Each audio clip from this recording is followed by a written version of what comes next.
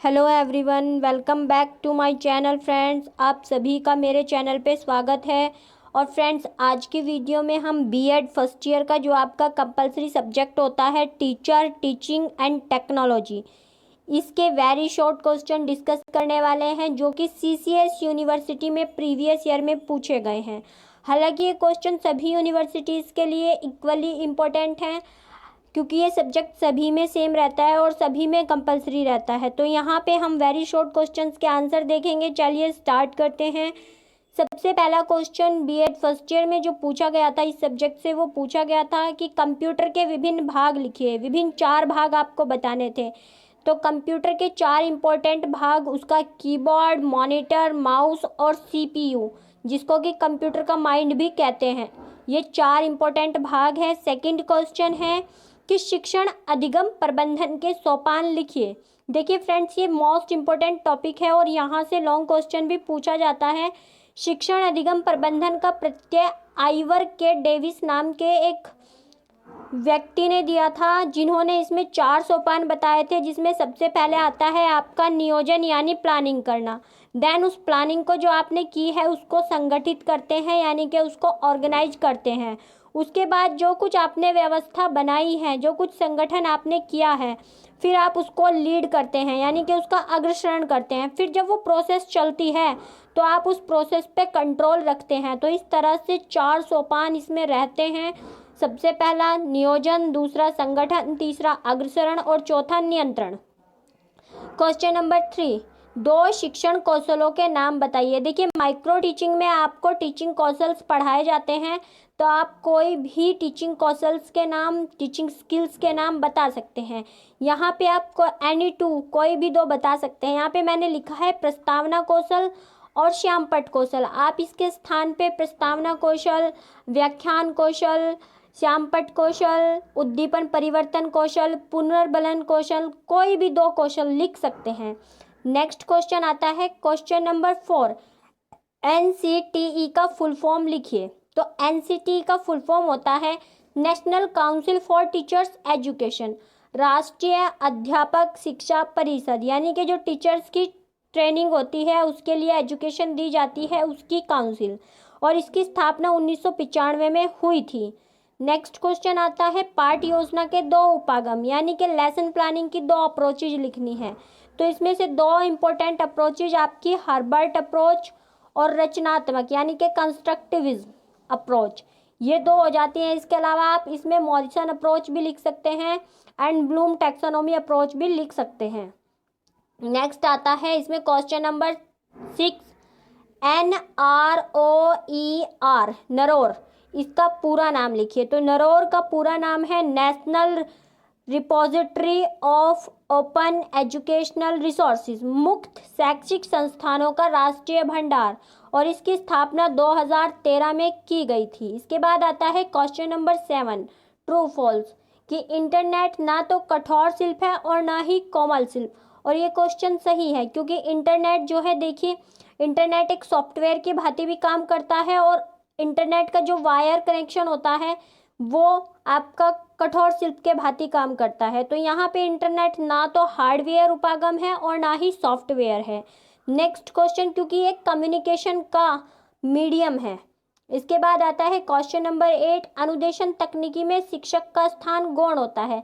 बिल्कुल friends, instruction programme technology जो होती है उसमें स्टूडेंट अपनी गति और स्वयं से सीखता है। यहाँ पे टीचर का रोल जो है वो गौण होता है। नेक्स्ट क्वेश्चन आता है बुनियादी शिक्षा प्रतिमान किसके द्वारा विकसित किया गया। तो फ्रेंड्स, अगर पूछे कि बेसिक शिक्षा का संप्रत्यय किसने दिया, तो वो गांधी जी ने दिया था। लेकिन यहाँ पे बेसिक एजुकेशन का जो प्रतिमान है, जो मॉडल है, वो रॉबर्ट क्लेशर नाम के एक व्यक्ति ने दिया था, जो कि इन्होंने 1962 में दिया था। नेक्स्ट पॉइंट आता है कि शिक्षण की 3 अवस्थाएं होती हैं। फर्स्ट इसमें बताई गई हैं, सेकंड लास्ट 2 आपको बतानी है। इसमें पहली होती है पूर्व तत्परता और दूसरी होती है इंटरैक्टिव अवस्था और थर्ड होती है पोस्ट एक्टिव अवस्था, यानी कि अंतःक्रिया अवस्था और अंतिम अवस्था। पूर्व अवस्था मतलब जो आप पहले लेसन प्लानिंग करते हैं, अंतःक्रिया मतलब टीचिंग और अंतिम अवस्था मतलब मूल्यांकन। ये 3 आपके टीचिंग की अवस्थाएं होती हैं। अब हम 2017 के क्वेश्चन देख लेते हैं। यहाँ पे फर्स्ट क्वेश्चन आपका रिपीटेड था, जिसमें कि आपको पाठ योजना की 2 अप्रोचेज बतानी थी। सेकंड क्वेश्चन आता है यहाँ पे कि शिक्षण की परिभाषा दीजिए, यानी कि डिफाइन टीचिंग। शिक्षण का तात्पर्य उन सभी प्रक्रियाओं से है जो शिक्षक द्वारा उसके शिक्षण के दौरान की जाती हैं। मतलब यहाँ पे वो सारी एक्टिविटीज़ शामिल की जाती है जो आप एक क्लासरूम के दौरान अपने टीचिंग में करते हैं, या फिर उसके पहले भी आप जो प्री प्लानिंग करते हैं उनको भी आपके टीचिंग में ही शामिल किया जाता है। जॉन डीवी ने कहा है कि टीचिंग क्या है, एक ट्राइपोलर प्रोसेस है, यानी कि शिक्षण एक त्रिध्रुवीय प्रक्रिया है। इसके अलावा एडम्स नाम के एक विद्वान थे जिन्होंने शिक्षण को 2 ध्रुवीय प्रक्रिया कहा था, ये भी पूछा जाता है। तो शिक्षण की त्रिध्रुवीय प्रक्रिया कैसे है? जॉन डेवी के अकॉर्डिंग उन्होंने बताया था कि इसमें टीचर, स्टूडेंट और करिकुलम, इन 3 चीज़ों की आवश्यकता होती है। क्वेश्चन नंबर 3, यूजीसी का पूरा नाम लिखिए। तो यूजीसी का पूरा नाम है यूनिवर्सिटी ग्रांट्स कमीशन, जिसकी स्थापना 1956 में हुई थी। हिंदी में इसको विश्वविद्यालय अनुदान आयोग कहते हैं। नेक्स्ट क्वेश्चन आपका रिपीटेड है फिर से कि कंप्यूटर के 4 विभिन्न भाग लिखिए। और क्वेश्चन नंबर 4 जो कि अभी छूट गया है, ये है नरवोर का पूरा नाम लिखिए, NROER। इसका भी पूरा नाम मैंने जस्ट आपको अभी बताया है, नेशनल रिपोजिटरी ओपन। ये देखिए यहाँ पे मैं दिखा देती हूँ आपको, ये रहा national repository of open educational resources, और ये 2013 में स्थापित किया गया था। तो इसके बाद शिक्षक के मूल्यांकन की 2 विधियों के नाम लिखिए। देखिए टीचर का भी इवैल्यूएशन किया जाता है, और टीचर का इवैल्यूएशन किसके द्वारा किया जाता है? या तो उसके जो पीयर टीचर्स हैं, यानी कि सह अध्यापक हैं, उनके द्वारा रेटिंग की जाए, या फिर प्रिंसिपल द्वारा रेटिंग की जाए, या फिर जो बच्चों के पेरेंट्स हैं, यानी कि आपका कम्युनिटी, उसके द्वारा रेटिंग की जाए। ये कुछ प्रविधियाँ होती हैं जिनसे टीचर की जो है वो इवैल्यूएशन की जाती है। क्वेश्चन नंबर 7, शिक्षण तकनीकी की समस्त क्रियाएं उद्देश्य केंद्रित होती हैं, ये कथन आपका सत्य है। नेक्स्ट क्वेश्चन आता है आपका कार्य विश्लेषण, यानी कि आपका टास्क एनालिसिस एंड पाठ्यक्रम एनालिसिस, यानी कि करिकुलम एनालिसिस में कोई अंतर नहीं होता। तो ये क्वेश्चन आपका रॉन्ग हो जाता है क्योंकि इनमें डिफरेंस होता है। नेक्स्ट क्वेश्चन फिर से रिपीटेड है, बुनियादी शिक्षण का प्रतिमान, रॉबर्ट क्लेशर, जो कि 1962 में दिया था। और शिक्षण की 3 अवस्थाएं, ये भी रिपीटेड है। देखिए फ्रेंड्स, यहाँ पे आपको 10 में से 8 क्वेश्चन करने होते हैं, और 3 से 4 क्वेश्चन आपको प्रीवियस ईयर के रिपीटेड मिल गए हैं। तो इसके बाद हम देख लेते हैं 2018 के क्वेश्चन, और 2018 में क्वेश्चंस का पैटर्न बदल गया। यहाँ पे कुछ बड़े क्वेश्चंस पूछे गए, यानी कि थोड़ा सा आंसर जिनका बड़ा होगा, क्योंकि यहाँ पे ईच क्वेश्चन 2 मार्क्स का होता है। तो यहाँ पे फर्स्ट क्वेश्चन था अभिकर्मित अनुदेशन के प्रकार लिखिए, यानी कि प्रोग्राम्ड इंस्ट्रक्शन के प्रकार लिखिए। तो इसके 3 मुख्य प्रकार होते हैं, रेखीय, सांख्यिकीय एंड मैथेटिक्स। रेखीय के जनक जो हैं वो स्किनर हैं, और सांख्यिकीय अभिकर्मित अनुदेशन के जनक होते हैं नॉर्मन ए क्राउडर, एंड मैथेटिक्स अभिकर्मित अनुदेशन के जनक थॉमस एफ गिलबर्ट हैं। तो इनके जनक भी आपको याद रखने हैं, क्योंकि हो सकता है आपसे पूछे जाएं। इसके बाद आपको बताना है प्रोजेक्टिव टेक्निक्स के 2 उदाहरण, यानी कि प्रक्षेपी विधियों के 2 उदाहरण बताइए। तो यहाँ पे आप वैट, सेट, टैट, रोसाइंक ब्लॉट, शाही धब्बे, ये सभी बता सकते हैं। वैट मतलब वर्ड एसोसिएशन टेस्ट, शब्द साहचर्य परीक्षण। सेट मतलब सेंटेंस कंप्लीशन टेस्ट, यानी कि वाक्य पूर्ति परीक्षण। रोसा इंक ब्लॉट टेस्ट, ये कुछ आपके प्रक्षेपी विधियों के उदाहरण हैं। नेक्स्ट क्वेश्चन आता है भाषा प्रयोगशाला, यानी कि लैंग्वेज लैबोरेटरी। इसके 4 उपयोग लिखिए। देखिए जब आप लैंग्वेज लैबोरेटरी में जाते हैं तो वहाँ पे आप जो लैबोरेटरी के 4 उपयोग करते हैं, उनमें सबसे पहला होता है कि लैबोरेटरी में जाने से आपका जो उच्चारण है, आपका जो प्रोनाउंसिएशन है वो सही हो जाता है। इससे आपको बोलने का अभ्यास होता है। इसके अलावा ये आप में लैंग्वेज के जो कौशल होते हैं, LSRW, सुनना, बोलना, लिखना और पढ़ना, ये चारों कौशल विकसित होते हैं। इसके अलावा जो लैबोरेटरी होती है ये वाणी दोष वाले बच्चों के लिए भी उपयोगी रहती है, क्योंकि वो बच्चे जो हैं अपने बोलने में सुधार कर सकते हैं। नेक्स्ट क्वेश्चन है OER को विस्तारित कीजिए। देखिए ये नरोड़ से ही कट करके पूछा गया है, जिसमें से NE को काट दिया गया है। तो इसमें OER का विस्तारित रूप है ओपन एजुकेशन रिसोर्सेज। इसके बाद आता है आपका question number 5, UGC university grants commission. इसके कोई 4 दायित्व आपको लिखने हैं। तो UGC क्या क्या करता है? UGC जो है वो विश्वविद्यालय के शैक्षिक स्तर यानी कि उनका एजुकेशनल लेवल क्या रहने वाला है इसका निर्धारण करता है और उसे कैसे बनाया रखा जाए इसका सुझाव देता है। इसके अलावा शिक्षा के संबंध में अन्य संस्थाओं से परामर्श भी लेता है और आवश्यक कदम भी उठाता है।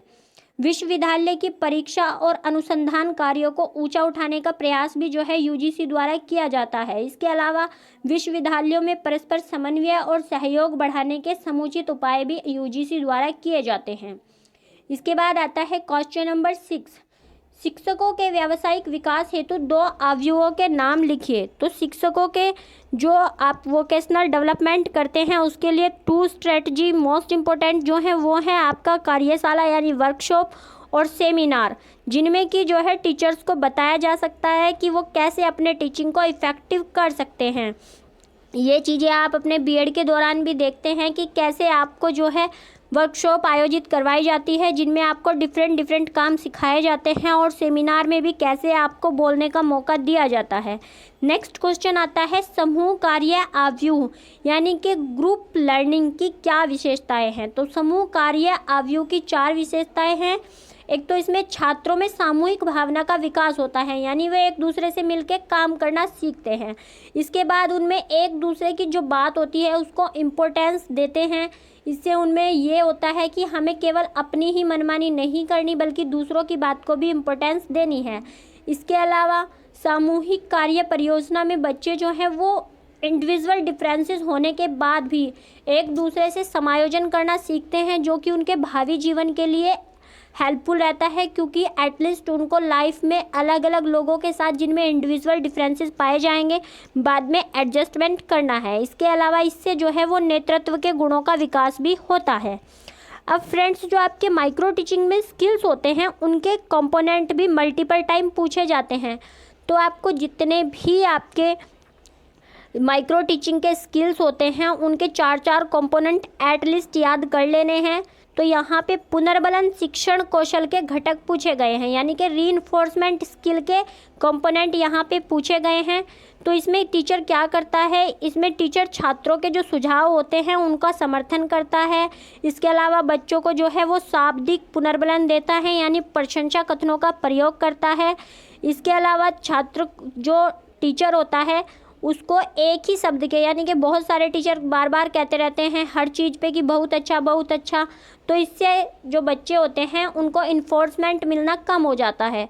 तो एक ही शब्द का अत्यधिक प्रयोग पुनर्बुलन के लिए नहीं करना चाहिए। इसके अलावा टीचर को जो छात्रों की भावनाएं होती हैं उनको भी एक्सेप्ट करना चाहिए और टीचर को जो पुनर्बलन है वो हमेशा शाब्दिक रूप से ही ना देकर बल्कि अपने हाव भाव और अशाब्दिक रूप से भी देना चाहिए। मतलब जैसे किसी बच्चे ने आंसर सही बता दिया तो आपने मुस्कुरा के उसका वेलकम किया, ये भी एक तरह से रीइंफोर्समेंट स्किल का ही एक कंपोनेंट है।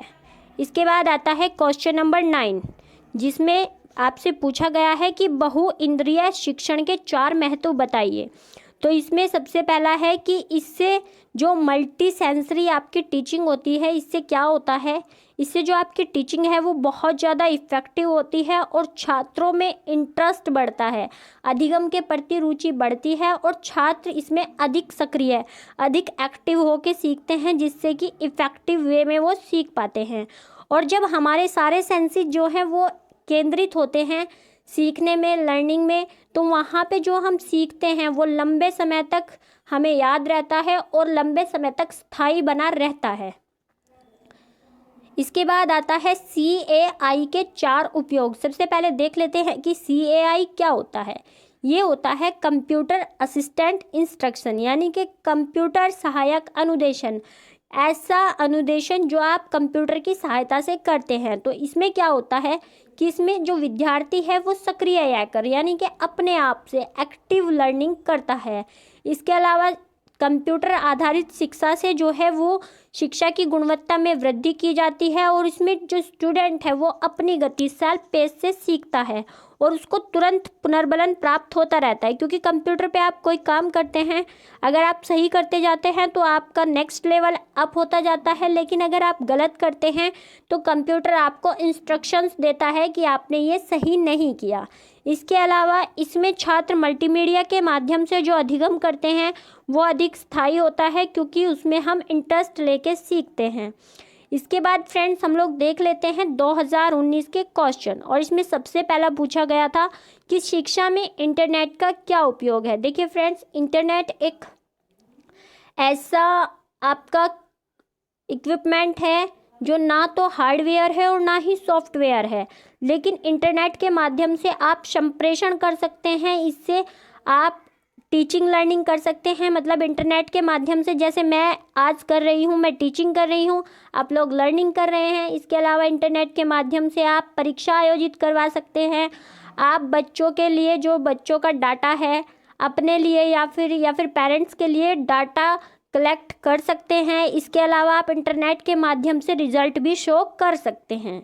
इंटरनेट के माध्यम से होने वाले शिक्षण में जो है वो छात्र भी अधिक रुचि रखते हैं, क्योंकि यहाँ पे आपकी जो सारी सेंसेस हैं वो एक्टिव रहती हैं। इसके बाद नेक्स्ट क्वेश्चन, NCERT के 4 कर्तव्य। तो ये जितनी भी संस्थाएं आपकी हैं, NCTE, UGC, NCERT, जितनी भी संस्थाएं हैं इनके बारे में आपको पढ़ लेना है। और NCTE के 4 कर्तव्य, national council of education research and training यानी राष्ट्रीय शैक्षिक अनुसंधान और प्रशिक्षण परिषद, इसके 4 कर्तव्य निम्नलिखित हैं। इसका पहला कर्तव्य होता है कि यह शिक्षा के स्तर को बेहतर बनाए। सेकंड वन इज प्रत्येक विद्यार्थी को शिक्षा के लिए प्रोत्साहित करना भी NCERT का कर्तव्य होता है। इसीलिए NCERT जो पाठ्यक्रम तैयार करती है उसको ज़्यादा से ज़्यादा इंटरेस्टिंग बनाने का प्रयास किया जाता है। इसके अलावा टीचर्स की ट्रेनिंग को भी प्रोत्साहित करती है और स्कूली शिक्षा से संबंधित सभी कार्य एवं सेवाओं का निर्वहन भी जो है वो राष्ट्रीय शिक्षा अनुसंधान प्रशिक्षण परिषद द्वारा किया जाता है। क्वेश्चन नंबर 3 आता है आपका माइक्रो टीचिंग। देखिए फ्रेंड्स, क्वेश्चन आपको ऐसे पूछे जाते हैं, वहाँ पे सिर्फ ऐसा लिख देगा सूक्ष्म शिक्षण, इसके अलावा कुछ नहीं लिखेगा। तो यहाँ से आपको खुद से समझना है कि आप 2 नंबर्स का क्वेश्चन लिख रहे हैं तो आपको ज़्यादा बड़ा नहीं लिखना है। हाफ पेज का क्वेश्चन भी आपका सफिशियंट रहता है, लेकिन अगर आपको लग रहा है कि हाफ पेज में नहीं आ रहा तो आप थोड़ा बड़ा भी कर सकते हैं। और कई बार क्वेश्चंस जो हैं वो 1 लाइनर भी होते हैं, तो इससे कोई इफेक्ट नहीं पड़ता कि आपने कितना बड़ा लिखा है, बस आपको सही लिखना है। ये 2 मार्क्स का क्वेश्चन आपका रहता है। तो सूक्ष्म शिक्षण के जन्मदाता डॉक्टर AW एलन को माना जाता है और इन्होंने अपनी जो बुक है माइक्रो टीचिंग उसमें लिखा है कि सूक्ष्म शिक्षण सभी प्रकार की शिक्षण संबंधी क्रियाओं को छोटे छोटे भागों में विभक्त करना है। यानी कि टीचिंग के दौरान एक टीचर जितनी भी क्रियाएं करता है, चाहे फिर वो टीचिंग के बाद हो या टीचिंग के पहले हो, वो सभी जो है छोटे छोटे भागों में जब हम विभाजित करते हैं वही माइक्रो टीचिंग कहलाता है। और माइक्रो टीचिंग का जो इंडियन प्रोसेस है वो 36 मिनट का रहता है, जिसमें सबसे पहले आप पढ़ाते हैं, फिर आपको आप ही के पीयर ग्रुप यानी कि आप ही के सहपाठी प्रतिपुष्टि देते हैं, और अगर आपने अच्छी टीचिंग नहीं की है तो फिर से आपको योजना बनाने का समय मिलता है जो कि 12 मिनट होता है। फिर आप फिर से 6 मिनट टीचिंग करते हैं और आपको फिर से रीइंफोर्समेंट मिलता है।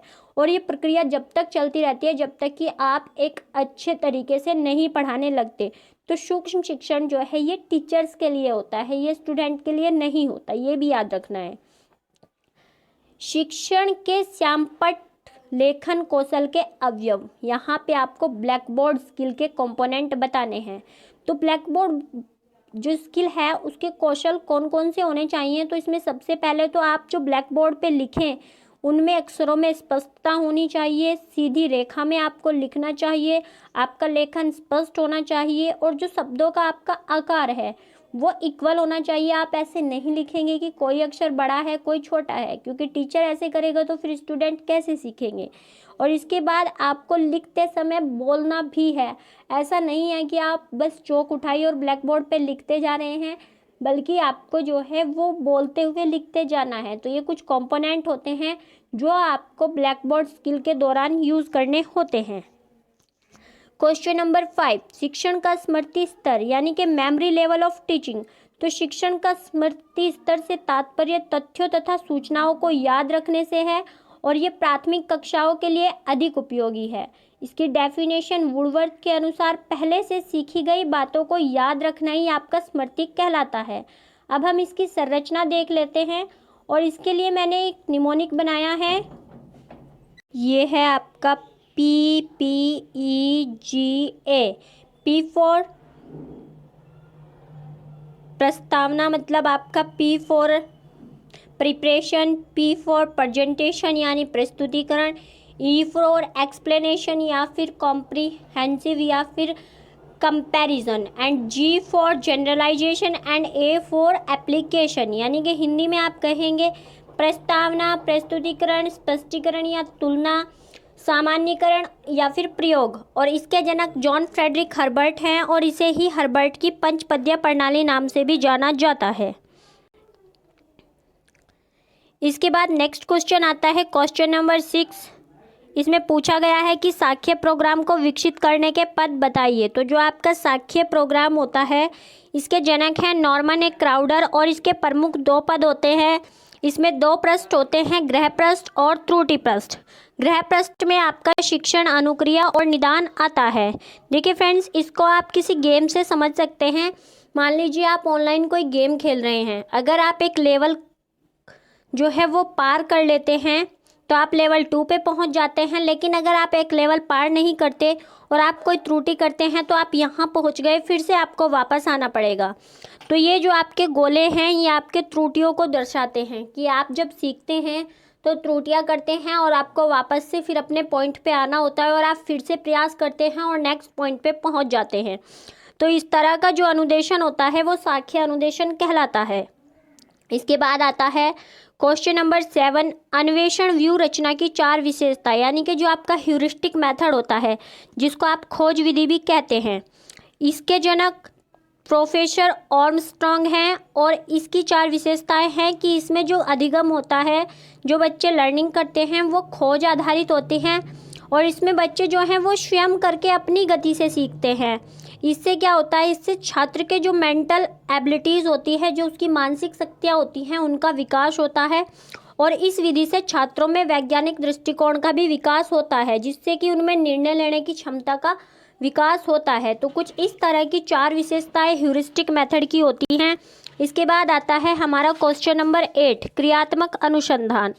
क्रियात्मक अनुसंधान जो एक्शन रिसर्च है ये एक उद्देश्यपूर्ण प्रक्रिया है जिसके द्वारा मानव ज्ञान में वृद्धि की जाती है और इसका प्रयोग सबसे पहले कोलंबिया विश्वविद्यालय के प्रोफेसर स्टीफन एम कोरे ने किया था। शिक्षा में क्रियात्मक अनुसंधान कार्यकर्ताओं द्वारा किया जाने वाला अनुसंधान है ताकि वे अपने कार्यों को सुधार सके। यानी कि एक्शन रिसर्च जो है ये टीचर द्वारा की जाती है और इसमें टीचर देखता है कि कहाँ पे उसके टीचिंग में कमियां हैं, कहाँ उसको सुधार करने की ज़रूरत है और कहाँ पे जो है उसको अपनी टीचिंग को इफेक्टिव बनाने के लिए और ज़्यादा प्रयास करने की आवश्यकता है। इसके बाद आता है आपका क्वेश्चन नंबर 9 यानी कि दत्त कार्य अवयव की 4 विशेषताएं। इसमें आपको बताना है होम असाइनमेंट की 4 कैरेक्टरिस्टिक यानी कि जो आप असाइनमेंट बच्चों को देते हैं उसमें क्या विशेषताएं रहती हैं। तो इसमें सबसे पहली विशेषता ये रहती है कि जो आपका असाइनमेंट है इससे बच्चों के समय का सदुपयोग होता है। इससे जब बच्चे खुद करके सीखते हैं, भाई कोई टीचर असाइनमेंट बनाने के लिए देता है तो बच्चे खुद उसके बारे में ढूंढते हैं। इससे क्या होता है, इससे बच्चों में जिज्ञासा की भावना में वृद्धि आती है यानी कि वे ज़्यादा से ज़्यादा चीज़ों को सीखना चाहते हैं। असाइनमेंट से बच्चों में क्रिएटिविटी का विकास होता है। जब बच्चे ज़्यादा से ज़्यादा सर्च करेंगे तो उनके मन में जो है वो क्रिएटिव आइडियाज़ आएंगे। इसके बाद क्या होता है, इससे टीचर असाइनमेंट दे के बच्चों का इवैल्यूएशन भी करता है। तो ये कुछ कैरेक्टरिस्टिक्स होती हैं आपके असाइनमेंट में। इसके बाद आता है आपका उद्दीपन परिवर्तन यानी कि स्टिमुलस वेरिएशन। तो उद्दीपक क्या होता है, उद्दीपक ऐसी स्थिति होती है जो कि हमारा ध्यान केंद्रित करती है, हमें अपने प्रति आकर्षित करती है। तो उद्दीपन परिवर्तन एक टीचिंग स्किल है, एक शिक्षण कौशल है जिससे छात्र का ध्यान शिक्षण में केंद्रित करने के लिए अध्यापक द्वारा प्रयोग करता है। इसमें टीचर के द्वारा जो भी एक्टिविटीज की जाती हैं, फिर चाहे वो वर्बल हो या नॉन वर्बल हो, ये सभी जो हैं इसमें शामिल होती हैं। उद्दीपन परिवर्तन कौशल से अभिप्राय अध्यापक की उन गतिविधियों से है जिनके द्वारा वह छात्रों का ध्यान केंद्रित करता है और इससे वह छात्रों के व्यवहार में अपेक्षित परिवर्तन करता है।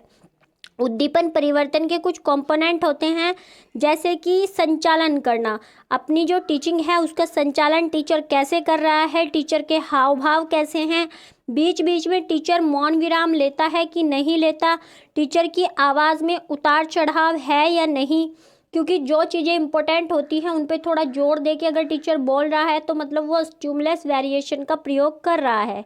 इसके अलावा जो आपके फिजिकल गेस्चर्स होते हैं, जो शारीरिक संचालन होता है, ये भी आपका स्टिमुलस वेरिएशन का इम्पोर्टेंट कंपोनेंट है। तो फ्रेंड्स, ये थे आपके जो बीएड फर्स्ट ईयर है टीचर टीचिंग एंड टेक्नोलॉजी के प्रीवियस ईयर के वेरी शॉर्ट क्वेश्चन।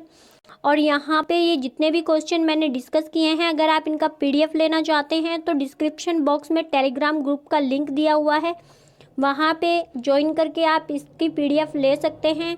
और फ्रेंड्स, अगर आपको ये वीडियो पसंद आई है तो लाइक शेयर और सब्सक्राइब जरूर करें, क्योंकि सेकेंड ईयर में ये चैनल आपके लिए बहुत हेल्पफुल रहने वाला है। Thanks for watching this video.